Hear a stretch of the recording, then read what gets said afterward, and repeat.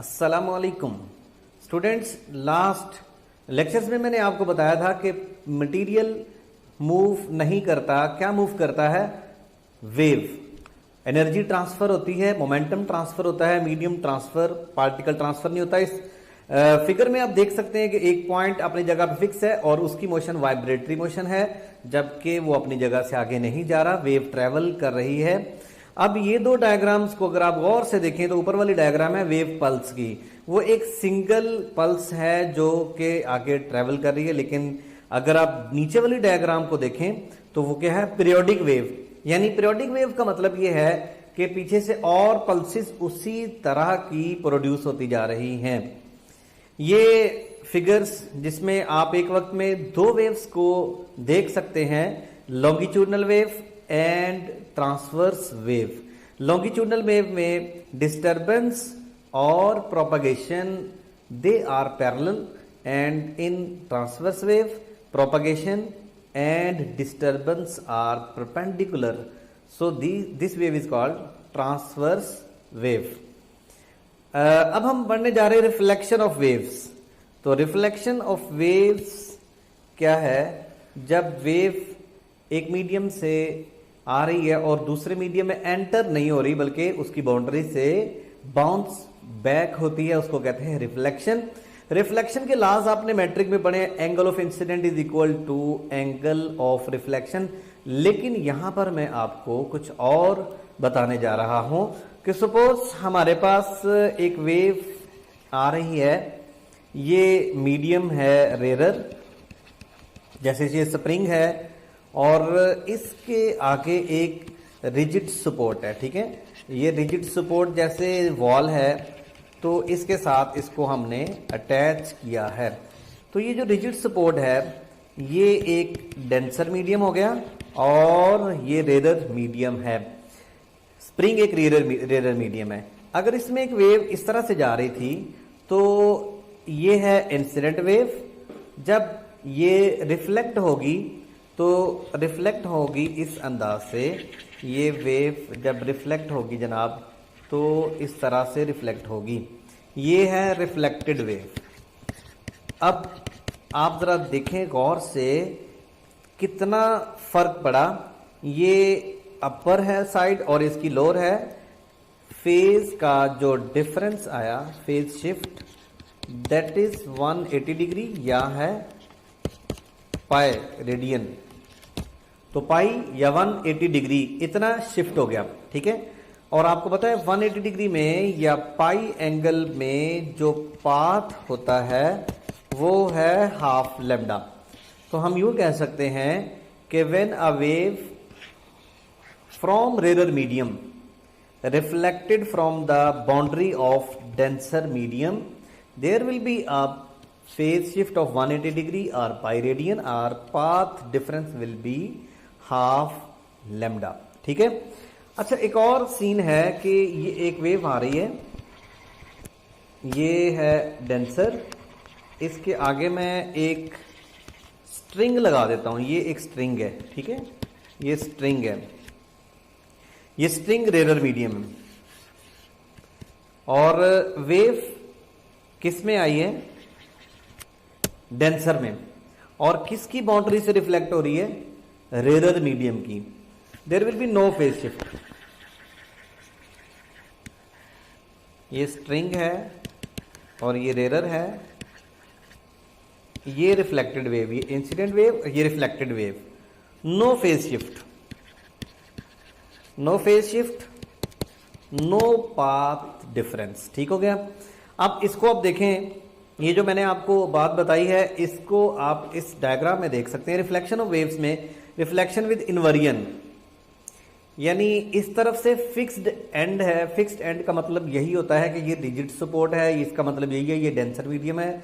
और इस तरफ अगर फिक्स्ड एंड होगा तो स्ट्रिंग में जो वेव आ रही है वो रिफ्लेक्ट होगी with a shift of 180 degree, with a shift of pi radian, with a path difference of half lambda. Reflection without inversion, ये फ्री एंड का मतलब पता क्या है कि इस साइड पे कोई रेरर मीडियम है तो वेव उस रेरर मीडियम की बाउंड्री से भी वापस आएगी। लेकिन आप देखिए इसको गौर से कि वेव जब इस मीडियम पे गई है तो उसका अपर पार्ट था, जब वो रिफ्लेक्ट हुई है तो उसी अंदाज में रिफ्लेक्ट हुई है। तो ये याद रखना है आपने कॉन्सेप्ट रिफ्लेक्शन ऑफ वेव का। नेक्स्ट है इंटरफेरेंस ऑफ लाइट कह ले या वेव, ठीक है। Interference is a superposition of two light waves, ठीक है, जरूरी नहीं है ये लाइट, एनी टू वेव्स, ठीक है, of same frequency same amplitude propagating in same direction. यानी क्या क्या सेम होना चाहिए? Same frequency, same amplitude, same medium, along same direction, very close to each other. Direction भी सेम होनी चाहिए, ठीक हो गया। So same frequency, same amplitude, same medium और सेम डायरेक्शन। सेम वेवलेंथ भी कह सकते हैं कि बात है, फ्रीक्वेंसी अगर सेम है तो वेवलेंथ भी उन दोनों की सेम होगी। अब इंटरफेरेंस एक सुपरपोजिशन की एक टाइप है और इंटरफेरेंस भी दो तरह की होती है, एक है कंस्ट्रक्टिव और एक है डिस्ट्रक्टिव। कंस्ट्रक्टिव में क्रस्ट ऑन क्रस्ट, जब क्रस्ट पे फॉल करेगा, क्रस्ट पे फॉल करेगा तो एम्पलीट्यूड बढ़ेगा, superposition principle.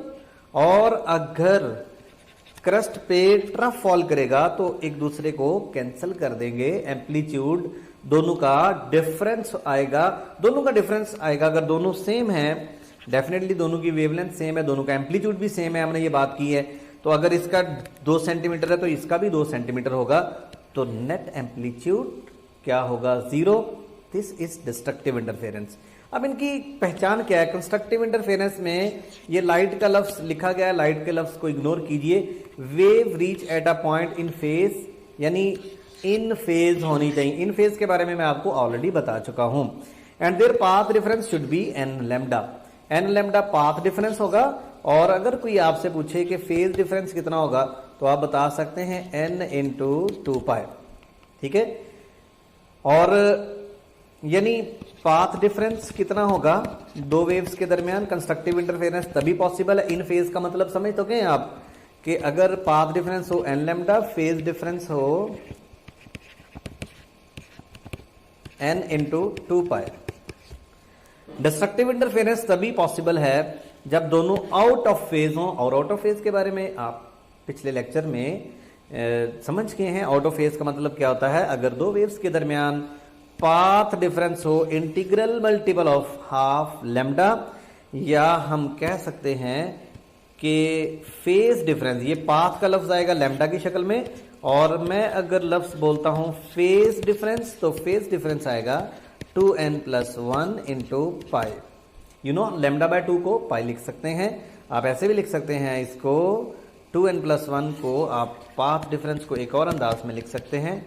Path difference is equal to n+1/2 into lambda, और फेज को ऐसे भी लिखा जा सकता है, फेज को n+1/2 इंटू 2π। तो अगर दो पॉइंट के दरमियान इतना फर्क आएगा तो वो क्या होगा? Destructive interference. और कंस्ट्रक्टिव इंटरफेरेंस भी है। इस कंडीशन के अलावा अगर कोई और केस आता है, फर्ज किया मैं कहता हूं पाथ डिफरेंस है जनाब, पाथ डिफरेंस है λ/4, कौन सी इंटरफेरेंस होगी? नो इंटरफेरेंस, ठीक है, ना कंस्ट्रक्टिव ना डिस्ट्रक्टिव। तो कंस्ट्रक्टिव डिस्ट्रक्टिव के लिए दो ही कंडीशन, इंटरफेरेंस की दो ही कंडीशन है, कंस्ट्रक्टिव और डिस्ट्रक्टिव, ठीक हो गया। अब हमारा टॉपिक है स्टेशनरी वेव्स। स्टेशनरी वेव्स का एक और नाम भी है, वो है standing waves. Sorry, standing waves. तो स्टैंडिंग वेव्स या स्टेशनरी वेव्स कौन सी wave? This is also a type of superposition. Stationary waves are produced by superposition of two progressive waves. अब प्रोग्रेसिव वेव्स ट्रांसवर्स नेचर की भी हो सकती हैं, लॉन्गिट्यूडनल नेचर की भी हो सकती हैं, of equal amplitude and frequency travelling with same speed in opposite direction. यानी इंटरफेरेंस में और स्टेशनरी वेव्स में जो बेसिक डिफरेंस है that is opposite direction. Opposite direction का फर्क है यहां पर, ठीक है।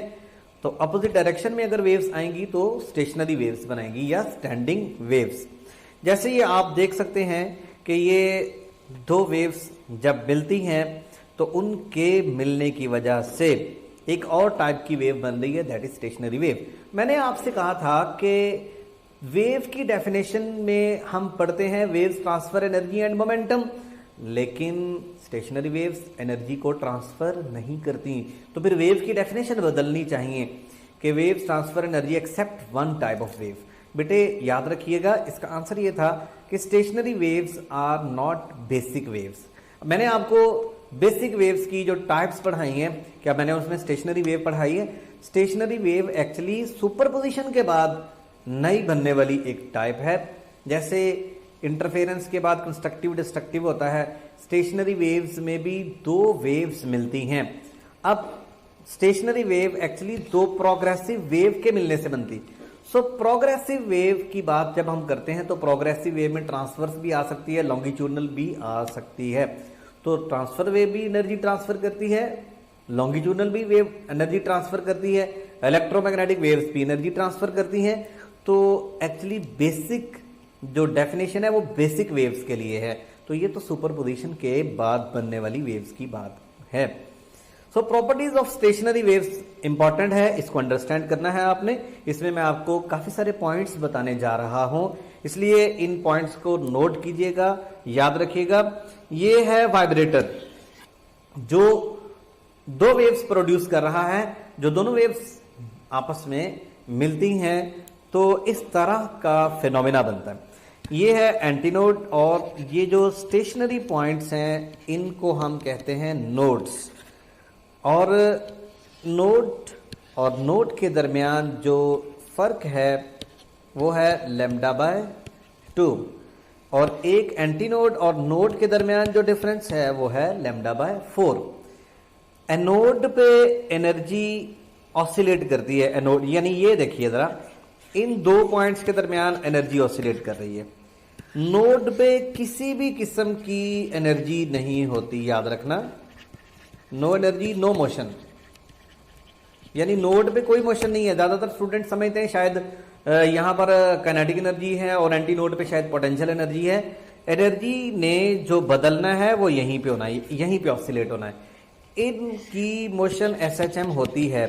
अब SHM के बारे में मैं आपको कुछ नहीं बताने जा रहा, आप समझ जाइए सारी बातें। SHM में एक्सट्रीम पोजीशन पे क्या मैक्सिमम होता है? You know, potential energy, acceleration maximum होता है, डिस्प्लेसमेंट मैक्सिमम होता है, एम्पलीट्यूड मैक्सिमम होता है। मीन पोजीशन पे क्या मैक्सिमम होता है? Kinetic energy. अब यहां पर कौन सी एनर्जी मैक्सिमम है? इलास्टिक पोटेंशियल एनर्जी होती है, ये इलास्टिक पोटेंशियल एनर्जी, ठीक है, स्ट्रिंग के केस में। तो यहां पर इलास्टिक पोटेंशियल एनर्जी, यहां पर कौन सी energy? Kinetic energy maximum. Mean position पे काइनेटिक एनर्जी मैक्सिमम होती है, ठीक है। और ये पोजीशन है अदर एक्सट्रीम, यहां पर भी पोटेंशियल एनर्जी मैक्सिमम होगी। अब ये जो पॉइंट हैं ये ऑसिलेट कर रहे हैं, ये सिर्फ यही ऑसिलेट नहीं कर रहे, ये भी ऑसिलेट कर रहे हैं। अब इनका टाइम पीरियड और इसका टाइम पीरियड एक जैसा होगा। इस पॉइंट का मैं अगर कहूं और इस पॉइंट का कहूं तो इनका टाइम पीरियड फ्रीक्वेंसी सेम होगी। ये है stationary wave have nodes where there is no displacement at any time, ठीक है। In between the nodes are positions called antinodes where the displacement has maximum amplitude. Now we will discuss properties of stationary wave. आप के सामने ये stationary wave है, आप stationary wave पे focus करें तो आपको नजर कुछ पॉइंट्स मिलेंगे, ठीक है। अब ये वाइब्रेट करना छोड़ गई है, ये पॉइंट्स हैं जनाब यहां पर। जब इसने लिखना है तो इसने मोशन छोड़ देनी। ठीक हो गया, ठीक हो गया। सो दिस इज नोट, मेरा ख्याल है ये, हाँ ठीक हो गया। ये भी नोट और ये भी नोट, इन तीनों नोड जो है ना, ये सारे चारों नोड ये एक लाइन में आने चाहिए, एक लाइन में, ठीक है। अब ये जो मैंने पॉइंट्स बना दिए इन पे फोकस कीजिएगा। हाँ जी, शुक्र है सही बने। आप जो मैंने पॉइंट हाईलाइट किए हैं इनको देखिए, इनकी मोशन आपको बिल्कुल भी नजर नहीं आ रही, ठीक है, लेकिन इनके साथ साथ जरा देखिए क्या वाइब्रेट कर रहा है, क्या ऑसिलेट कर रहा है, वो है एंटीनोड, ठीक है। तो एंटीनोड पे एनर्जी कन्फाइंड है, एंटीनोड पे एनर्जी ऑसिलेट करती है, लेकिन दो नोड के दरमियान, तो इस नोड और इस नोड के दरमियान में एनर्जी झूले ले रही है, स्विंग कर रही है, सिंपल हार्मोनिक मोशन परफॉर्म हो रही है, लेकिन इन दो नोड से ना एनर्जी इधर जा रही है ना इधर एनर्जी जा रही है। And nodes are fixed points. The waveform in stationary wave does not move through medium. Energy is not carried away from the source. The amplitude of stationary wave varies from zero at a node. A node पे zero है और anti node पे है maximum. Standing wave can be, अब ये point है जो मैं अभी आपके साथ शेयर कर रहा हूं, मैंने इसलिए पॉइंट्स लिख दिए हैं ताकि जो मैं बोल रहा हूं, जो मैं बोलूं तो वो साथ साथ आपके पास रिटर्न फॉर्म में भी हो, आप उसको लिख सकते हो, आप उनको बाद में कॉन्सेप्चुअली जहन में रख सकते हैं। Standing waves can be transverse are longitudinal, दो लॉन्गिट्यूडनल वेव बनेगी तब भी स्टैंडिंग वेव बन सकती है। हम उनको पढ़ेंगे ओपन पाइप में भी और ऑर्गन पाइप में, क्लोज हैंड पे जो है वन एंड क्लोज, तो उसमें लॉन्गिट्यूडनल वेव्स होती हैं। ट्रांसवर्स वेव स्टेशनरी स्ट्रिंग में हम पढ़ेंगे। The disturbance confined to a particular region between the starting point and the reflecting point, यानी एक साइड से वेव आ रही है और रिफ्लेक्टिंग पॉइंट से, फॉर एग्जांपल इधर से एक वेव आ रही है, ये इंसिडेंट वेव है और आगे से वेव रिफ्लेक्ट होके वापस आएगी, तो और भी वेव्स आ रही हैं इधर से रिफ्लेक्ट होके आ रही हैं, तो दोनों जब मिलेंगी तो क्या होगा, स्टेशनरी वेव बनेगी और उनके दरमियान में जो कुछ पर्टिकुलर रीजन बनेंगे जैसे एनोड्स बनेंगे, तो वहीं पे एनर्जी कन्फाइन होगी, डिस्टर्बेंस जो भी है। There is no forward motion of the disturbance from one particle to the adjoining particle. Anodes के बाद एनोड्स के दरमियान में फॉरवर्ड मोशन नहीं होती, ये मोशन होती है, ठीक है ना। यानी जिस तरफ को वेव आपने ट्रैवल करवाई, एक दूसरी इस तरफ को आई, तो पार्टिकल्स की मोशन उसके परपेंडिकुलर होती है, ठीक है। The total energy associated with the stationary wave is twice the energy of each incident and reflected wave. For example एक इंसिडेंट वेव है, इसकी है 4 जॉल और इसकी भी रिफ्लेक्टेड की भी है 4 जॉल, तो जो स्टेशनरी वेव बनेगी उसकी टोटल एनर्जी क्या होगी, 8 जॉल, ठीक है। However this energy oscillate between elastic potential energy, यानी हाईएस्ट पोजीशन पे इलास्टिक पोटेंशियल एनर्जी होती है और मीन पोजीशन पे kinetic energy. The medium splits up into a number of segments. आप देख सकते हैं यहां पर ये 1 2 3 4 कितने सेगमेंट आपके सामने थे, 4, तो जितने मर्जी सेगमेंट्स बनाए, इससे ज्यादा 4 से ज्यादा सेगमेंट भी बनाए जा सकते हैं। Each segment is vibrating up and down as a whole, ठीक है, यानी हर segment as a whole vibrate करता है। All the particles in one particular segment vibrate in the same phase, यानी कि इसमें, इस डायग्राम में जितने भी पार्टिकल्स हैं दो नोड के दरमियान में, वो तमाम पार्टिकल्स की मोशन क्या है, इन फेज, ठीक हो गया। Particles in 2 consecutive segments is differ in phase by 180 degree, यानी दो मैं अभी इधर ही समझा, तो पार्टिकल्स इन 2 कंसेक्टिव सेगमेंट्स, यानी एक सेगमेंट ये है और एक सेगमेंट ये है, सपोज एक सेगमेंट ये और एक सेगमेंट ये, यानी लूप्स की बात कर लें, इस लूप में और इस लूप में पार्टिकल्स की मोशन का डिफरेंस कितना, 180। लेकिन इस लूप के अंदर, एक सिंगल लूप के अंदर, सपोज ये एक और लूप बना लेते हैं, इस एक लूप के अंदर जितने भी पार्टिकल्स हैं they are in phase.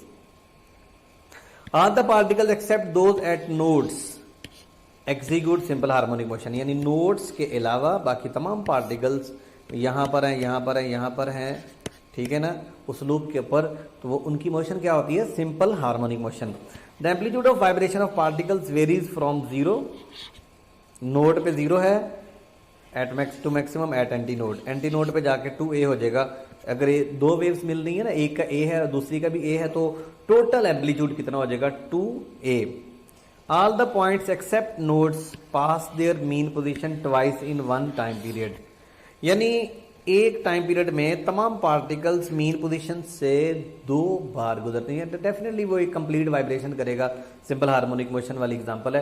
Progressive versus stationery waves. Progressive wave में और स्टेशनरी वेव में फर्क क्या है? प्रोग्रेसिव वेव्स वो होती हैं these waves transfer energy, these waves does not transfer energy. 2 progressive मिलके स्टेशनरी वेव बनाती हैं। All particle have the same amplitude between a node and an anti node, all particle have different amplitudes. ठीक है, ये जरा देख लें। या चले मैं इधर एक नई वेव बना देता हूँ। ये एक स्टेशनरी वेव है। अब ये नोड है और ये भी नोड है, इसके दरमियान कितने ज्यादा पार्टिकल्स हैं तो उनके डिफरेंट एम्पलीट्यूड्स हैं। Over one wavelength span all particle have different phase. Of course transverse wave है, ये एक वेवलेंथ यहां तक बन रही है। इसके ऊपर मैंने ये 4 पॉइंट लिखे हैं, 1 2 3 और ये 4। ये चारों पॉइंट जो हैं इनका फेज एक नहीं है, डिफरेंट फेज है।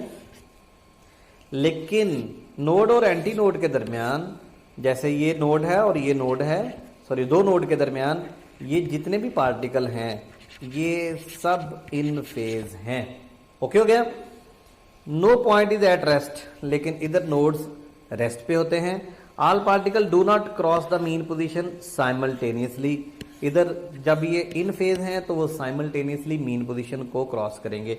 ये पार्टिकल इस तरह से होता है कि इधर को आ रहा है, एक ऊपर को जा रहा है, इसलिए इन सब की मोशन डिफरेंट है। इसलिए ये है difference between progressive wave and stationery waves.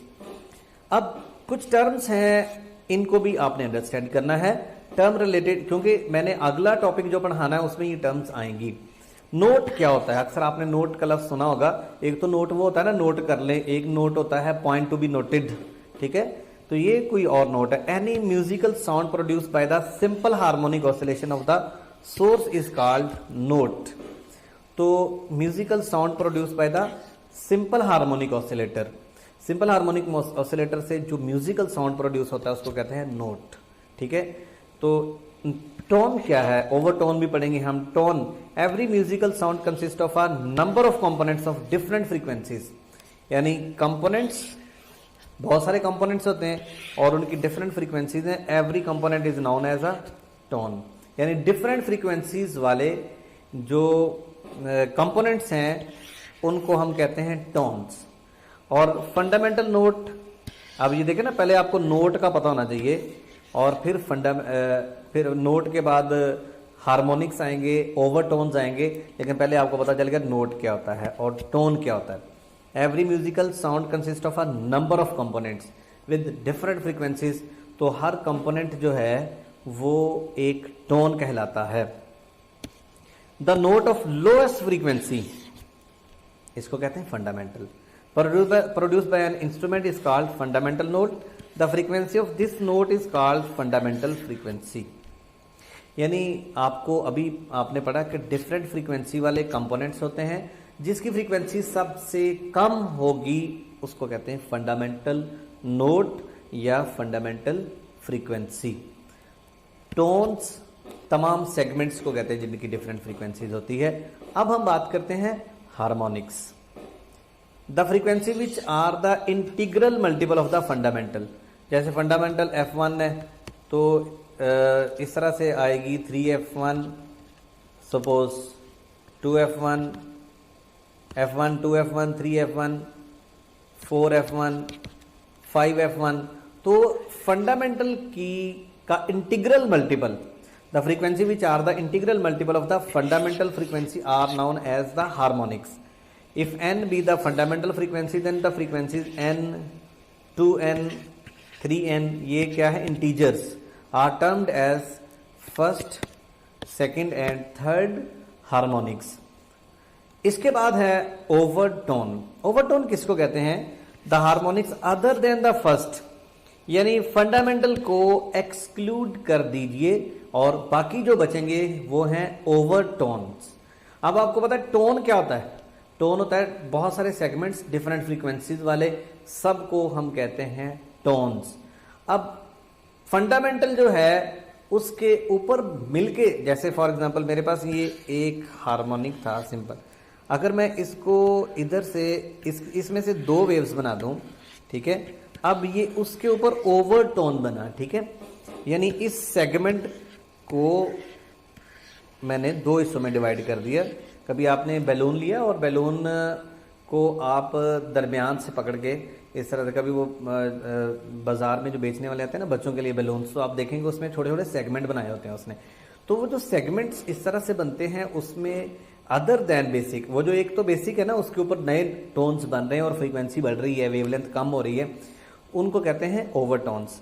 तो the harmonic other than the first के अलावा which are actually produced by the instrument are called overtones. For example, the tone with frequency immediately higher than the fundamental is defined as first overtone. ठीक है, first किया यहाँ पर देख लें, n 2n 3n में जो था ये फंडामेंटल था, तो ये फर्स्ट हार्मोनिक तो है, ये फंडामेंटल भी है, लेकिन this is called first overtone.